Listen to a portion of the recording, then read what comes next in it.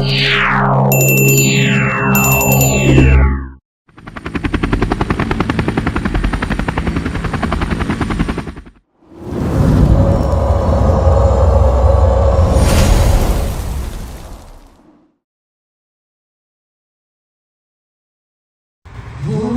say, can you see by the dawn's early light what so proudly we hailed at the twilight's last gleaming, whose broad storms and bright stars through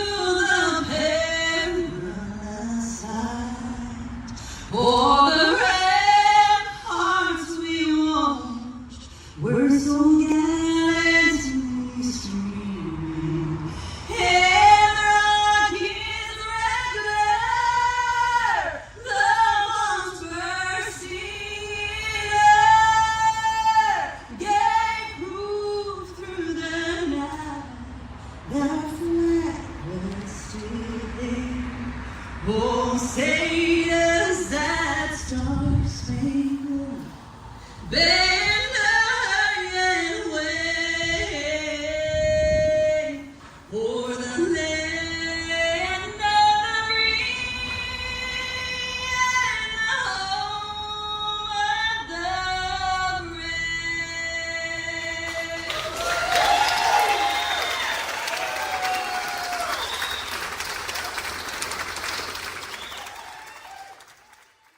Welcome to Homeland Heroes Salute Podcast with your hosts, Doug Macedo, Jim Roebuck, Ginger Mutson, and David Tilley.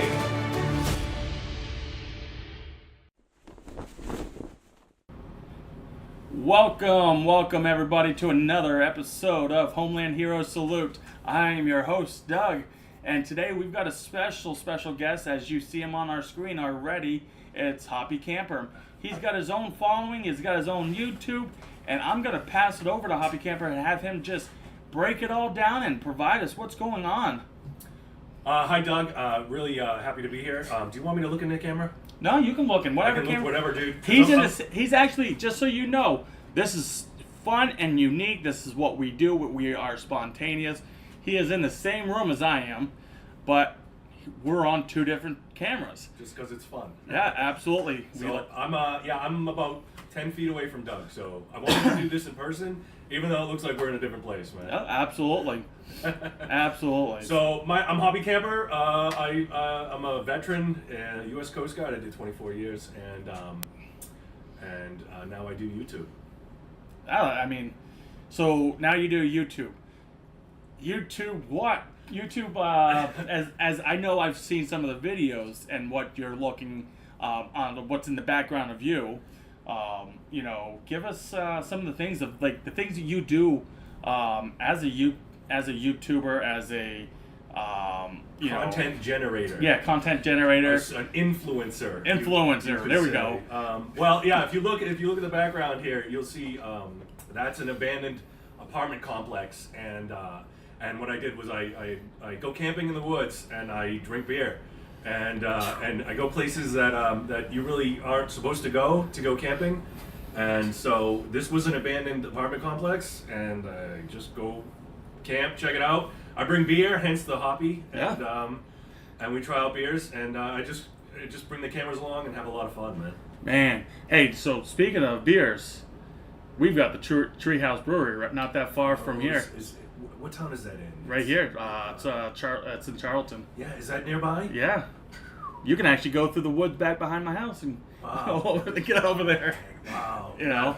Treehouse is legit. Yeah, it's a good one. Unfortunately, I can't even drink anymore. As a lot of people know, I did my drinking, my fair share while I was in the service. But needless to say, I can't drink no more. No, yeah, I got you. But it's I'll tell you, it's just still be able to be around it. It's still nice. I can still cook with it. I can have stuff like that. Yeah.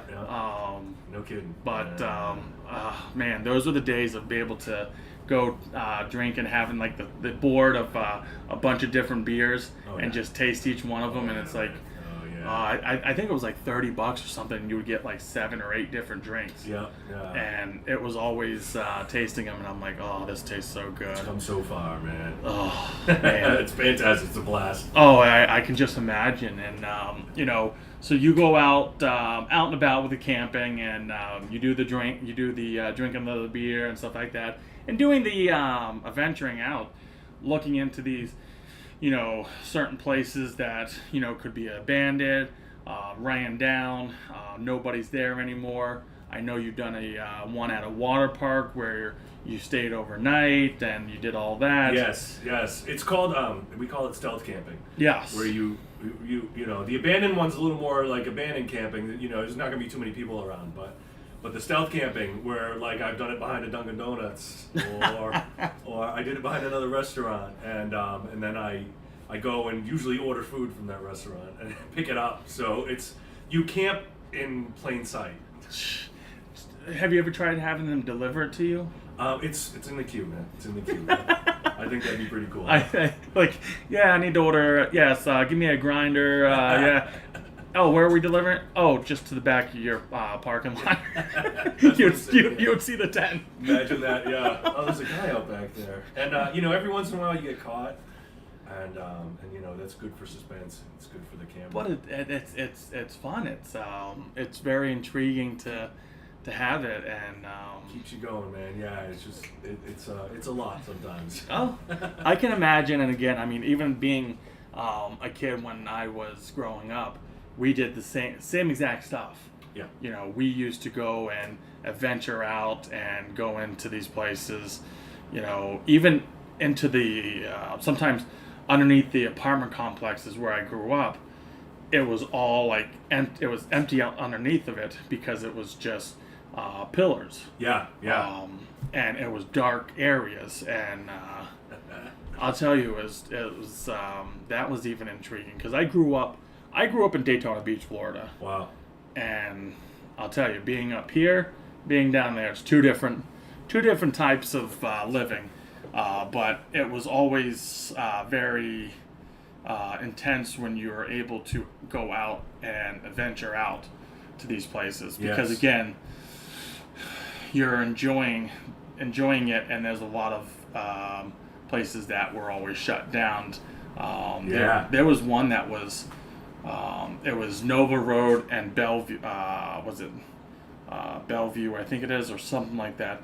It's now there's a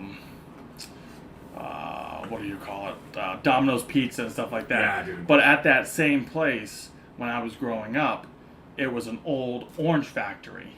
Oh, no so kidding. they used to process oranges that were coming off the groves, and they would process it, put them into the bags, and they would go through this whole conveyor, and we used to go into this place and adventure around it. Yeah. And now it's not there, but Yeah. it was very spooky because it was there for, God knows, it was like 30s, maybe 40s. Wow. And it was still there when I was a kid. Yeah, man. And it was fun. Yeah, growing. That's what I'm doing now. Like I did the military thing, and now I'm back. I feel like a kid again. I go in the woods and I hide from cops and drink beer. Yeah. Hey, you're doing it now. You're doing the hiding from cops and drinking beer legally. Yes. And you're still stealth camping. It's still stealth camping. I'm going to say that still needs to be 100%, legal, because again, there's nothing that you're doing. You're not vandalizing nothing. You're not doing any of that. You're not promoting any of that. You're just enjoying the outdoors. Just hanging out in the outdoors, man. And having a few beers. And bringing the camera. Absolutely. And sharing it, yeah. It's just like me sitting in my house right now and doing this, doing the podcast. It's like, it's nothing, it's fun to do this, and it's totally illegal. Yeah. Same thing. Come on, people, get with the program. You got everything else legalized, but it's society. But anyways, I mean, what are other things, what is one of the most kind of adventure that you've done on the stealth camping. What's like one of the most amazing ones that you've done? I was stealth camping in a graveyard, and it was in the White Mountains. It was in the National Forest, and I was unaware that that nearby me a guy had a gun range. Yeah. And so I was out. You can see that episode. It was a year ago, Halloween, and I was in the woods by a graveyard, which is enough. That's already that's already enough, man. And I didn't realize it, but right around the woods there was a guy with a gun range, and he was bucking off rounds for hours, man. And he probably has one of those sand dunes that probably, maybe, potentially, hopefully. Yeah, totally. I don't know, man, but I figured when it got dark, he'd stop, but he didn't, and so he must have had lights and stuff. Whatever. It's already unnerving enough to be out there. Yeah. And now I got gunshots. Hey, and you could be down in Daytona Beach and getting gunshots. Yeah. And not even camping. Yeah, dude. No. Or you could be at the bar getting gunshots across the street. Yep.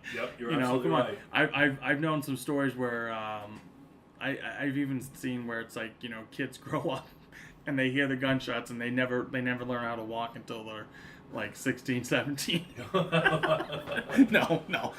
But that's what it'll be if you're growing up in Daytona Beach. I mean, Jesus. Yeah. You got Jean Street down there right next to that used to be the old police station, and I'll tell you, it was the Jean Street projects, and there was more gunshots there than it would be at a police firing range. Wow.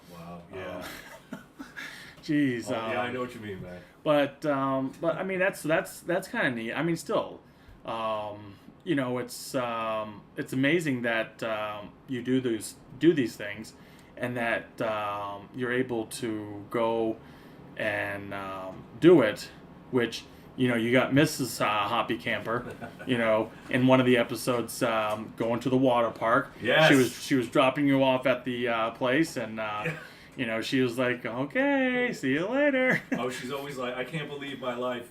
When I did the cliff on a highway, and she pulls over the highway and lets me out, and then has to pick me up later the next day. Oh, there's a place I got to tell you about that's not that far from here.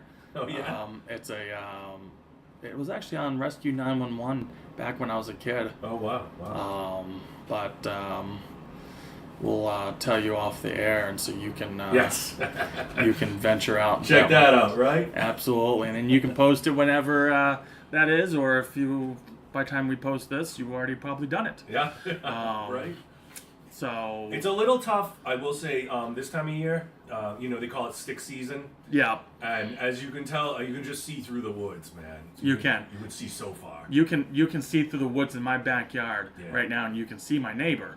Which 8 months of the year you don't. Correct. Yeah. They don't see me. I don't see them.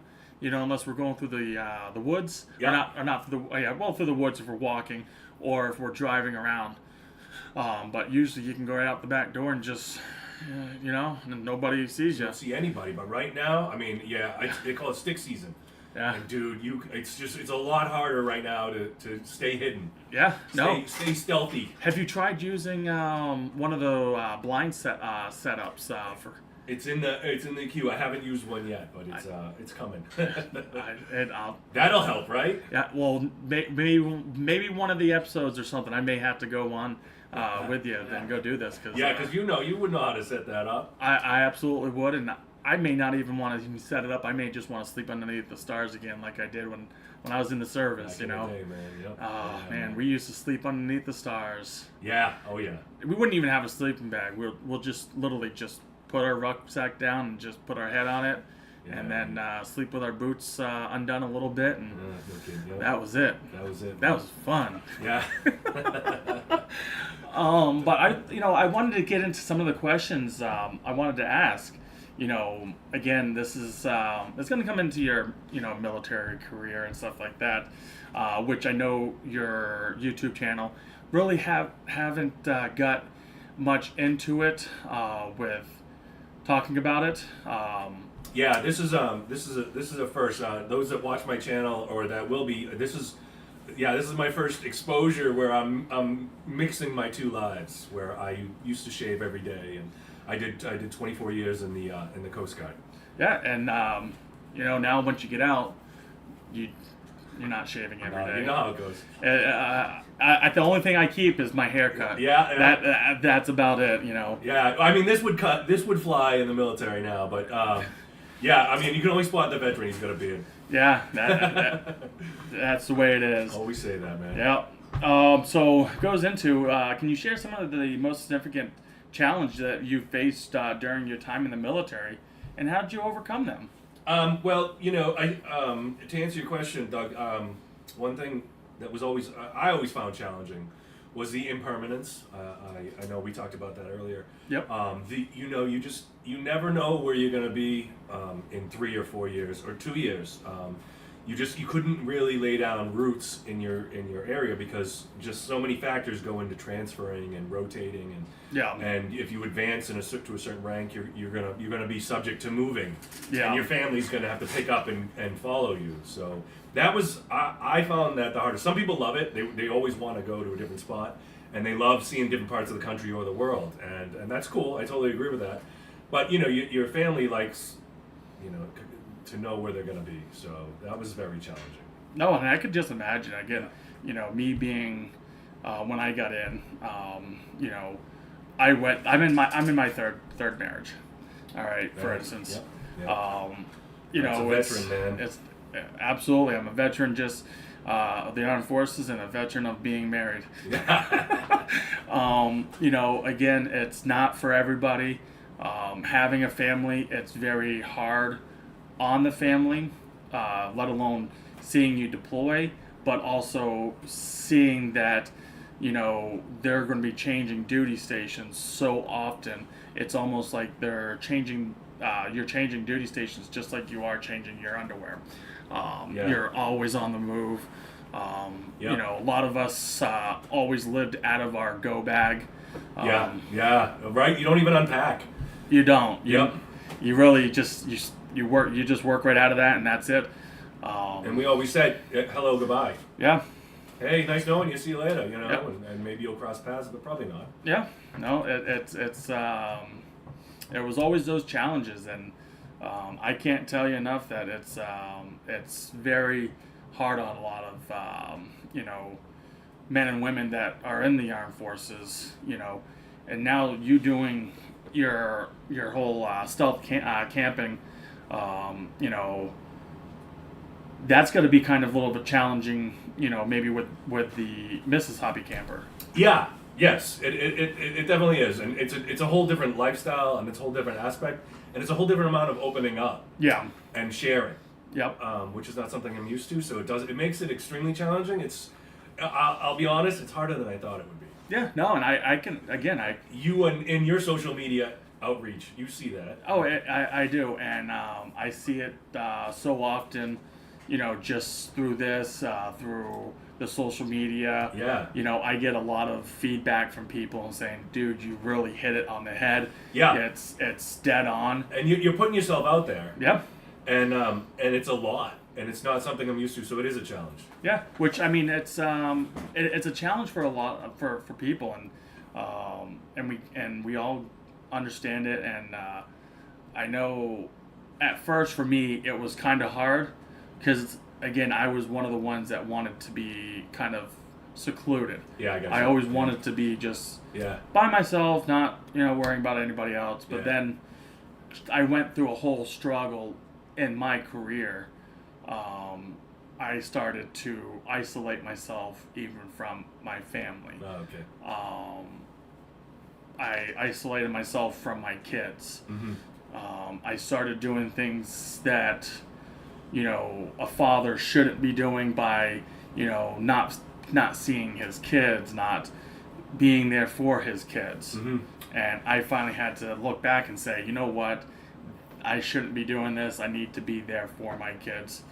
And Turned it around. Good for you, man. This was one way. It was kind of a way to get myself out there back. I got you. I got you. Yep. Yep, I know what you mean, man. And that's basically what it comes down to. And I know what you mean. I mean, mine's one video at a time. yeah, And you know, and you put one out and you feel like you hit a home run, and then you gotta, you know, you can't stop. yep, And I always said that about the military, is that we would deploy and we would do some really great things, Yeah. humanitarian and responding and everything. And, you know, the Haiti earthquake, yep, which I'm sure we'll cover. Yeah. But I always said even then, like, hey, you guys, we hit a home run. Cool. Now get back to work, back to the drawing board, and we're gonna go back and do it again. yeah. No. And speaking of the Haiti, because I know I talked to a few other people. You were there during the relief efforts of all that, correct? Yes, the January 2010, the earthquake. Now, as a lot of people know, you know, again, my wife's family, their daughter, which would be my wife's, like, I think second cousin or first cousin. Yep. Was the one that was the U.S. the U.S. Citizen that was killed over there. Oh.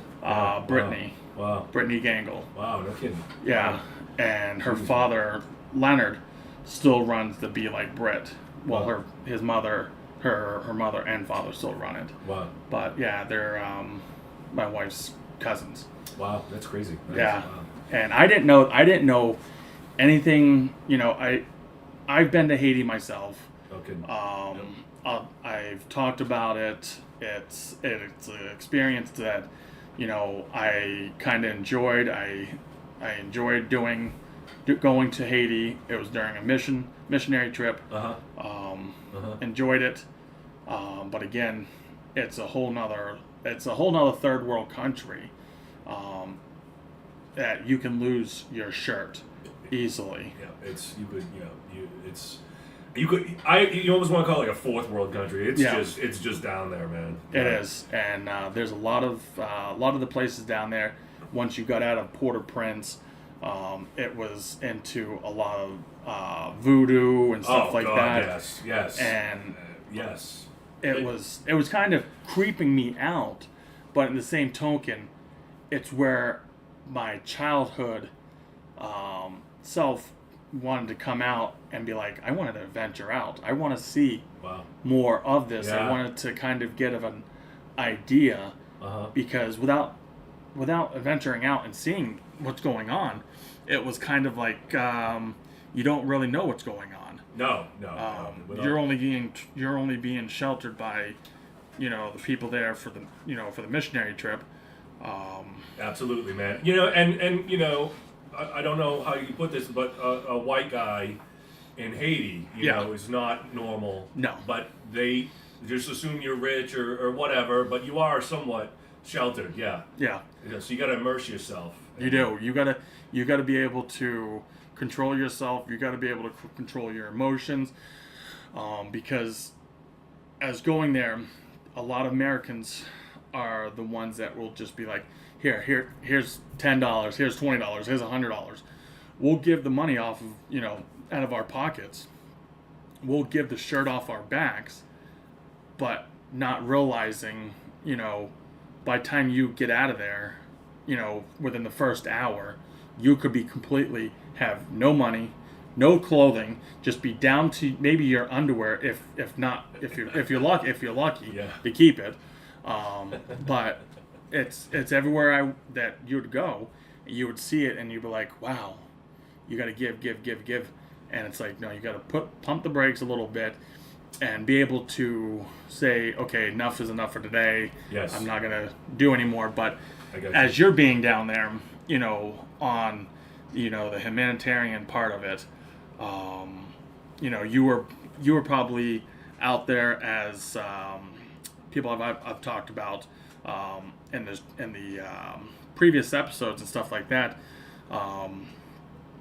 You know, they told me stories that, you know, it was like you would pick up, you know, raft people that were on a raft that were miles and miles and stuff out, and it was like you would rescue them, bring them back onto the boat. They were kind of scared because they didn't want to go back. No, they didn't because wanna they go didn't back. know the whole idea of what was going to be happening. Yep. Yep. You know, and again, that's just the whole thing regarding the humanitarian. You don't know what they're running from or Nope. why they're running. Yep. You just know that you have to do your duty, which is take these individuals, save them from being out in the ocean that could be lost forever. Yep. Right. Because who knows how many you lose? You know. Correct. We nobody's counting how many go out there. No. And yeah, we'd have to repatriate them. Yep. It's really funny. I did that I was on a ship out of Maine. We go to Haiti all the time, and I did that for 4 years. And you'd see the same ones. Yeah. You know, we'd see the same ones over and over again. And not for anything, but you know, if they're not carrying any water, you know, they're drinking the seawater, which a lot of people don't realize. Drinking seawater is going to make you more dehydrated. Lose your mind. Yeah, you will. Yep. You absolutely will. And let alone that, the sun that's coming down, beating down on you. If you haven't seen some of the movies, even like what's that one with Tom Hanks? The Castaway. Castaway. Yeah. You know, it was like he was being baked alive because again, that's all you got. You have the sun coming down onto the water, reflecting back up, which will then burn you. Again, if you sit out in a pool or you sit out at the ocean with that water, what do you think is going to happen? Yeah. You're going to get baked. Yep. Okay, well, if you're on a raft, you're not really preparing yourself to, you know, have suntan lotion and No, they don't have anything. Yeah. It's not the same, and No, it's crazy. They're desperate people, you know. And people would say, like, what was it like after the earthquake? And I'd be like, dude, it was bad before. yeah. Imagine it just on steroids even after the fact, because now it's all rubble. You Yeah. know, it was bad before though, and we had spent a lot of time in Cap-Haïtien and Port-au-Prince before the earthquake. And when the earthquake hit, we were actually on a port call in Gimbo. Not really a port call. It wasn't for fun. It was just to resupply. yeah. And on the dock, you could feel it shake. So Gimbo, Guantanamo Bay, Cuba. Yeah. Which I don't know how far away. It was 8 hours transit. So whatever that is at 20 knots, you know. Let's just say it's 200 miles away, and you could feel the earthquake there. And that's just that's just not even being up onto in Haiti. It's like that's disgustingly crazy that you're getting that much, you know, aftershock to 200 miles away. 200 miles away here, that you're still feeling it. And you know, they didn't have any building codes or anything, so these buildings were made of nothing, and so they cracked. And I don't know what the final numbers were. 250,000 people or something. That's one is one too many. Yes. And 250,000 is nuts. And again, you speak of building code. They don't know what building code is. No. We used to, when we do the missionary trip, it was we would be putting up these churches for them, and it's crazy. Now, as you know, everybody knows and may know of the Be Like Brit. They've built this compound that can stand hurricane winds, that can stand the earthquakes. Yeah. Is what my understanding is they Leonard Gangle, and I can't remember his wife's name, but if I called someone up, I can get the answer.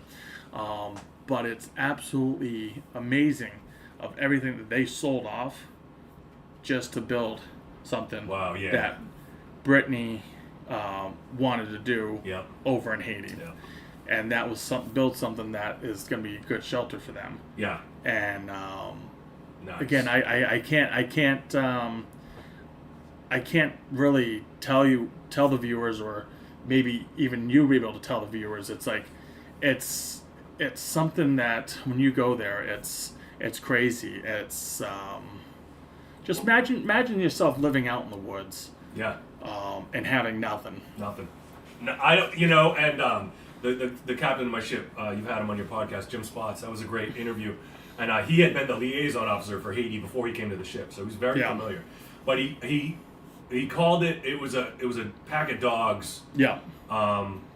That's how they operate. Like there's the alpha male, and everybody else is just cowers to him. Yeah. So it's such a different world. You know what it reminds me of? It's really Lion King, the pack of hyenas. Sure. Yes. And Absolutely. then you got Mufasa. Mufasa. Absolutely.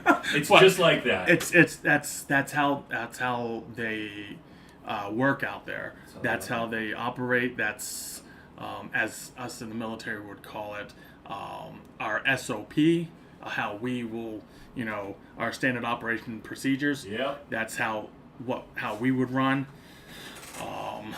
So it's crazy.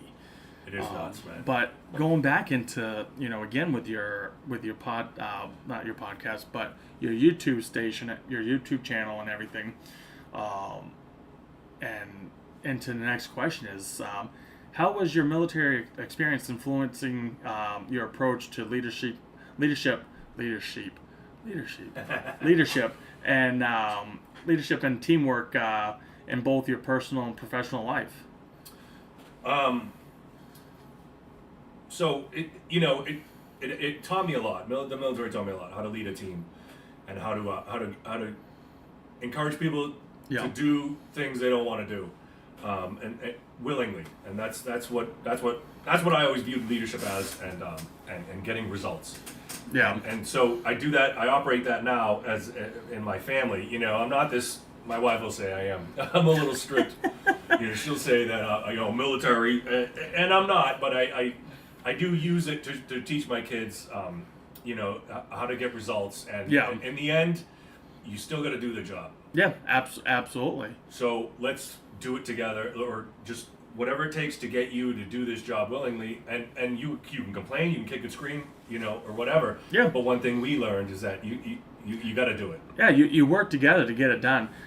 As I would always say, is I look at my kids and I'm like, listen, this hand right here, this can go through metal just like a warm knife going through butter. Nice.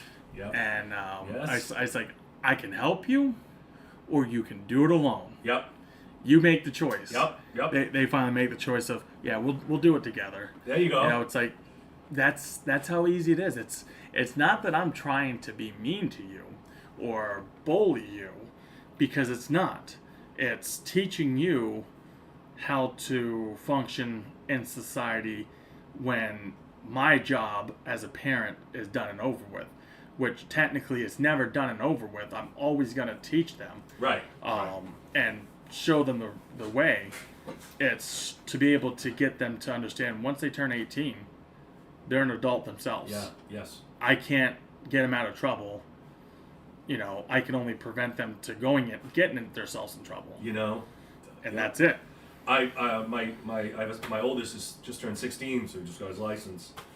And we've shown him, hey, now you're in the world of adult problems, man. Yep. You these are your problems. So hopefully I've prepared you enough to be able to avoid them. Yep. No, absolutely. And that's my oldest is he's 15, but will be 16 here this August. Yeah. He had his first job. Yep. He's been working his first job for almost a year now. Yeah. He had to give it up because of two reasons. Two reasons were, one, he was failing his classes, and that was unacceptable.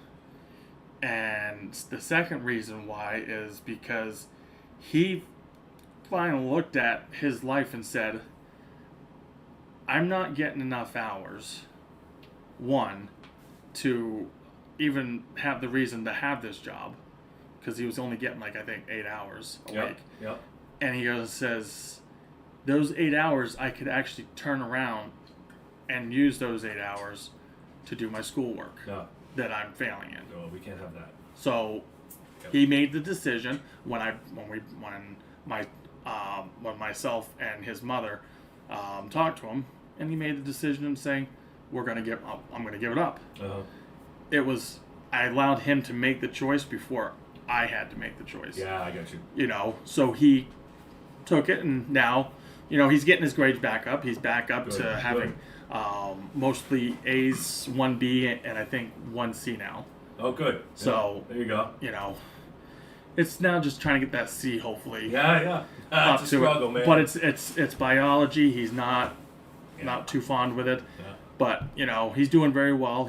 He also got into the program once he got into high school to do junior ROTC, Marine good. Corps junior ROTC. Yeah. So My oldest is in ROTC too, man. why not? Yeah, It's- dude. No, it exposes them to the leadership we're talking about. Yeah, absolutely. And again, I did it when I was in school. I did all 4 years. Good for you, man. I got an extra promotion when I went into the service. I did. There you go. Yep, you came in a higher rank. Yeah, I ended up getting my E2 as soon as I went into basic. Once I got a basic, I graduated. I got my E3 because of my PT score and everything that finally I was hitting off the chart. But I could not run a day in my life to save me before I went in. Oh, I'm with you, dude. Yep. Running was my enemy, man. 19 minutes to do 1 mile. Oh, dude. Yep. Tell you, these drill sergeants, they were like all over me like flies on crap. Dude, I was the same way, man. Running was not my friend. But then in 2017, I ran a marathon. Nah, you won't see me in a marathon. It was what was it, 7 years ago or 6.5? It was like October, but Where? Yeah, Which one was it? it was in Portland, Maine. Portland, Maine. Yeah, which is an out and back hills, man. My I did a marathon. It was crazy. oh, I might be able to do a half marathon. One of those things. I was like, I gotta check this box. I did one and done, dude. Yeah. We did a half one year, and then I did a fully the next. See, and I may do a half. I've done 5Ks and all that. Yeah. I finished second. Nice. Wow. I did it for the River Rat race up in Athol, Mass. Oh, cool. Yeah. And so. I got to get back into it, man. The thing about my channel also Yeah. is it takes a lot of physical fitness to Yeah. be able to do what I'm doing. Oh, I can just imagine because you got to hike through the woods. I'm hiking through the woods, hiking mountains, carrying all this gear is heavy. Have you ever thought about hiking the Appalachian Trail? Absolutely, yes. From the start to the end? Yes. Starting in Georgia, Georgia. going north. So starting in Georgia in April, whenever they usually do. I have thought about it. I don't know, man. I've been thinking about it. Have you? I've had one person I know do it, and they got all the way up to like Virginia, West Virginia. Yep. And then they stopped because it was just getting so cold. Oh, really? Yeah. When did they start? The beginning of spring. Really? And so it was Yeah. still cold. It was still cold. Yeah. It was, well, it took. I would have to ask, but I know it took them some days. But, this person also was on Who Wants to Be a Millionaire too. She's like off the Richter scale for having the high IQ of like Albert Einstein. I was on that show. Really? Yeah, dude. Don't get that. That's a secret. That's a secret nobody knows, man. Oh man, I was on Who Wants to Be a Millionaire, dude. Dude, that holy cow! I did it in 2006. I don't know when she did it. I wore my Bravos, man. I Yep. full dress, and I was on Meredith Vieira was the host, and I was on Who Wants to Be a Millionaire. You'll never see it though. So you must have a high IQ then. I did good on the tests and stuff. Yeah, I don't, not too bad, not too bad. Yeah. I remember I went to New York for the test, and Yeah. there was the room was full of people, and you took a test, and that thinned it out immediately, and Yeah. so I was still standing, and it probably 10% of us were still there. I can only imagine of how many people actually take the test or go and get this and be able to get on the show. It was so weird, man. It was so And weird. I've seen so many like shows where things people are like cheating yeah. their way through it. Yeah. They have someone in the audience happy, and it's there you like, go, yeah, and yeah. it's like, are you serious? Like, you can't win this on your own. I will say, it went well. I'm not a millionaire, man. Yeah. She isn't either. She got up there, and then she dropped down to I think 1,000 because she didn't get that answer. And dude, those lights are bright, and the camera's on you, and you're just like, let alone that, you got everybody that's in the audience. yeah, dude, and That's just kind of. And before you go on, there's like 3 years. I spent 2 days in the green room, man, just waiting. And then before you can see the stage, and you're in there. You can hear the music. Yeah. And there's 3 of us, and they don't tell you which one of you is going. So you're just standing there, and then, and then you're going, and then oh man. And now you're in the seats with You're in the everybody. seat. Yep. Yep. and then now you got to go and You try got to to answer questions. answer man. questions. And to I get was up. like one of the hurdle questions, like $1,000 question. It was like something about the Shah of Iran, and I just expected easier questions that down low, man. That's crazy. It was man, that was hard. It was hard, dude. I can just imagine, some of these things. It's these questions are just it's out there, but that's going to be a whole nother story. We're going to have to definitely talk about this whole you were on the Who Wants to Be a Millionaire, and I may have to see if I can get the other person to get. That'd be cool. her Yeah, on the- I've her met on someone here. else who did it too, and we all have the same story, man. And I'll tell you, she studies with a group of they meet like occasionally of these high IQ people, No kidding. and they talk and they literally go through questions, and it's like, Wow. dude, that's disgusting. I've never even heard that, Wow. and it's like that answer. Yeah, dude. Yeah, that's You know, the guy. I was in the green room with him for 2 days, and he came on after me, and he saw the $1 million question. He knew the answer, but he didn't have the. He stopped at 500. Oh, But he knew the answer, and the question was, before it was a catalog company, what did Sears sell? Like 1920s or something. And wouldn't it be tools? no, dude, it was watches. Watches. Yeah, he knew the answer, and he said the answer, and I think he 50-50'd it, Yeah. but he didn't. He didn't feel comfortable. No, he didn't feel comfortable. Because it was probably two of those two answers were probably. He only had one phone a friend, and it was and his friend was sitting at a computer, and it was a computer program. And they had written it. Yeah. And so his phone a friend, he just went Sears, watches, and whatever the other option was. Sears, watches, furniture. And the guy just goes, I don't know what he said. He might have 50-50'd it from there. Jesus. But, so whatever his answer was, but it was crazy. They had written a code, and he was telling me about this in the green room. And I was like, wow, man. That's amazing. It's like Jesus, man, that's crazy. It was crazy. And he could have gotten $1 million, but he stopped. So this was going to lead me into another question with you is, what advice do you have for military families that may be facing the challenges that relate to deployments, like going into Haiti and stuff like that? What do you have advice for them to be able to go off of? Well, like in my experience, and I'm sure in yours too, man, you just keep going, keep moving forward. You're not going to quit, you're not going to stop. It's just putting your nose to the grindstone, and that's just in life in general. But that patrol is going to end. That deployment is going to end. Just keep going forward, and it'll get better. And that's the advice I always give. I mean, we'd be heading south, to go into Haiti or whatever. I spent 6 months in the Persian Gulf. We do 30 days at sea before we even see land again. Yeah. So you'd come out of Puget Sound. I was stationed in Seattle, and you'd come out of Puget Sound. Yeah. And the last buoy was called the J buoy. Yeah. So you're outside the Puget Sound, which is an 8-hour transit to Seattle, and turn left at the J buoy, and then it gets real.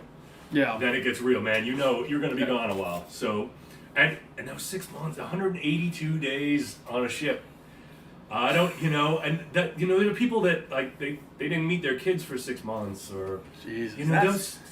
that's challenging. It's very challenging. It's a toll taking. I mean, let alone seeing your significant other. That's hard, man. That takes a toll on a lot of people, and that's why I tell people nowadays, it's like, don't rush into getting married as soon as you these young guys, man, going into the service, because they just want to get off base housing, so they're like, I gotta get married. Well, you know what? You don't need to be married to get off base housing nowadays. Yeah. You can just get the BAH and go and get an apartment with 2 other guys that you're serving with. Yep. Dude, they get married so quick. You're right. And then it just crumbles. It crumbles. It's going to be then an epic fail, and then you're going to be part of the statistics of you know, by the time you were hitting your E3 rank, you're already been married 3 times. Oh yeah, you know, that's what E3 means. Right? yeah.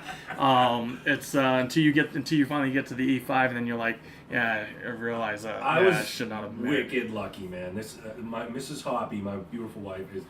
You know, we've been together since 2000. Wow. And actually, we got together right after that deployment I was just talking about in the Persian Gulf, and she's just been, my rock. You know, I've been very lucky. Yeah. So I didn't have any of those issues. So and that's one of the successful stories. You know, I've been married again. Like I said, I've been married 3 times. My second wife, I was married for 9 years. And stuff, and then my third marriage, I've now been not married, since 7-8 years now. Wow.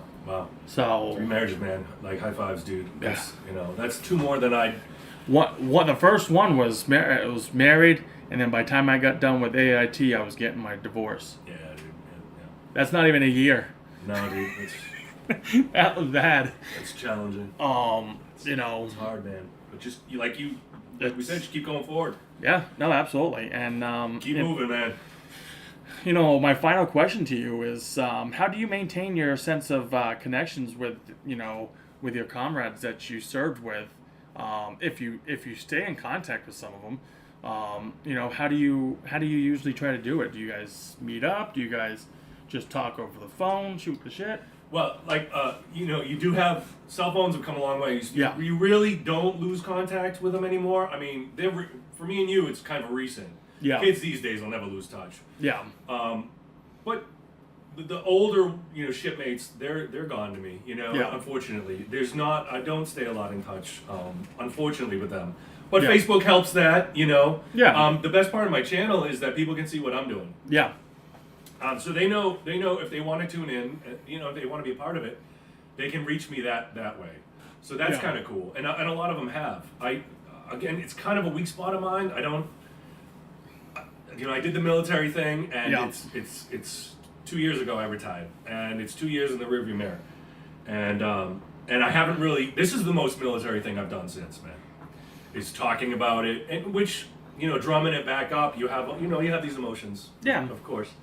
And so this is the most I've reconnected with it, and talking with you about it, and this is the biggest step I've done, which is a lot. Yeah. Because I went Hoppy. I'm camping, beard, and sometimes I have to remember that was that 24 years happened, man. Yeah. So it's because I'm living such a different life now. Yeah, I mean, again, that's what a lot of us military guys do. Is once we get out, sometimes we don't stay connected with the whole military thing, because it could be either one, you did 20 plus years, and now it's like you've got out, and now you're living not secluded life, but you're living very different. Very different. You're not in housing communities where like, for instance, where I'm at, you're not next door to each other, or you're not, you're also not, I would say, close to Civilization? Civilization. Yes. So now you're out in the woods, and or say sticks. You're out there, and you're enjoying your life. You're enjoying what you want to do, and that's being out with Mother Nature and being part of Mother Nature. It's just different. It's very different, and I do miss the shipmate component. I say I could have spent Christmas morning at anybody's house, woken up on their couch, and it would have been part of the family.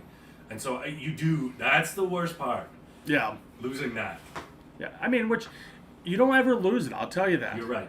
You will never lose it, because, again, if you go and visit anybody, or go to, say, another state, and you go into a VFW or American Legion, or you go into places that other veterans are at, right outside of Fort Bragg or whatnot. It's like you go there and you're back with friends.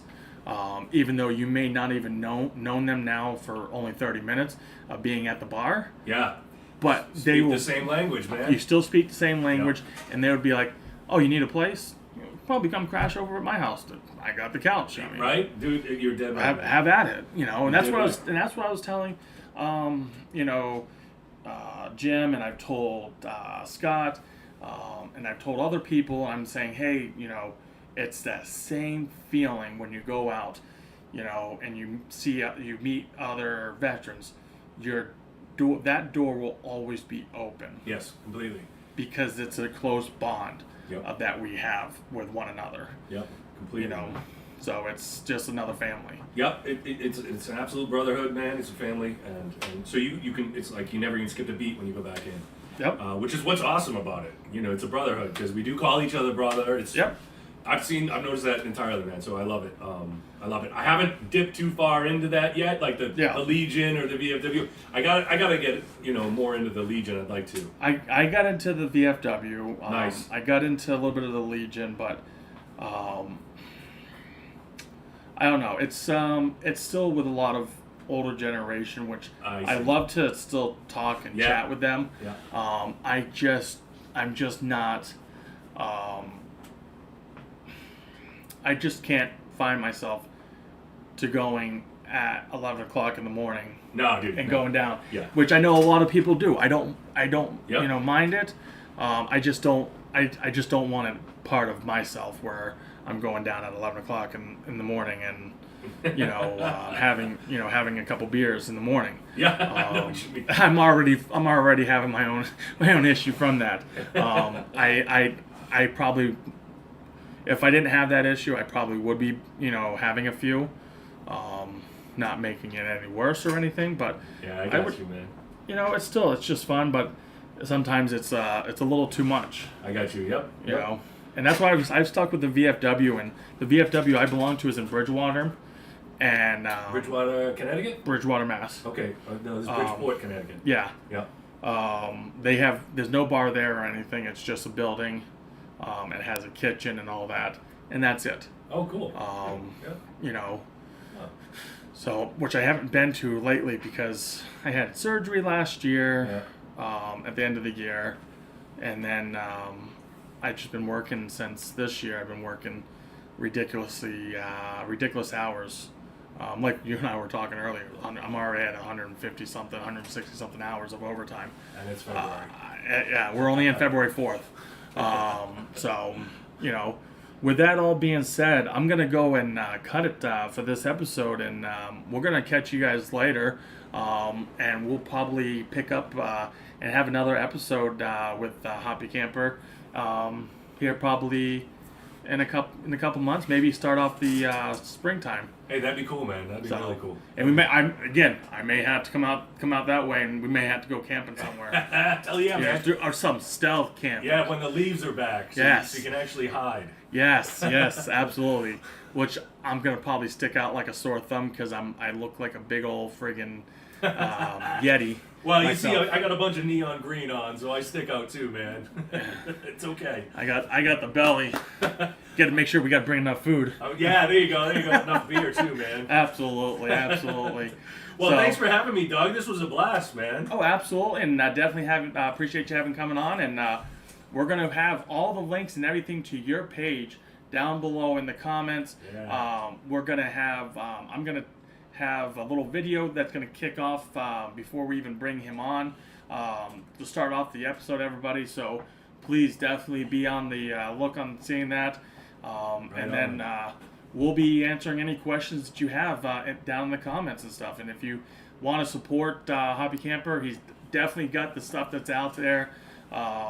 Feel free to help him out and pick up any swag that they have out there, because I know they have the shirts, they have the mugs. Yep, check it out. Check it out. I got mugs. I got everything. HoppyCamperNH.com, Hoppy Camper on YouTube. Yep. And yeah, man, just check it out. Subscribe. I do this. Give me them subbies. Yeah. Subscribe for me, would you? It helps the channel grow and keeps me going, man. And Absolutely. Love it. And make sure everybody does that. I'll be on the lookout making sure that you do it. And if I don't see it, I'll be giving you a ring. Yeah, hook me up. So until next time, everybody, we'll catch you guys later. Thank you for supporting Homeland Heroes Salute Podcast. Please make sure to like and follow Homeland Heroes on all of your social media outlets. Homeland Heroes Salute Podcast is a Foo Bar Studios Sinister One co-production.